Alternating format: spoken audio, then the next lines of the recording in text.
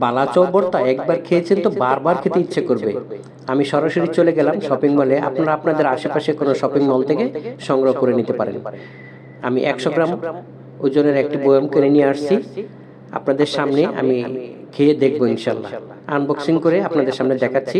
এর ভিতরে যে উপকরণগুলো আছে, চিংড়ির শুটকি, পেঁয়াজ বেরেস্তা, রসুন কুচি, হালকা লাল মরিচের গুঁড়ো, স্বাদ মতো লবণ। এখানে ভর্তা বানাতে আপনাদের লাগবে পেঁয়াজ কুচি, শুকনো মরিচ, সাথে যদি দিতে পারেন ক্যাপসিকাম এবং আদা পাকা টমেটো। আমি এতগুলো দিলাম না, তবে দেশি সরিষার তেল হলে সবচেয়ে বেশি ভালো হয়। আমি নিয়ে একজনের পরিমাণ মতো ভর্তা বানিয়ে আপনাদের সামনে দেখাবো ইনশাল্লাহ। আমি মিক্স করে নিচ্ছি ভালো করে। যত বেশি মিক্স করে নেবেন খেতে তত মজা হবে।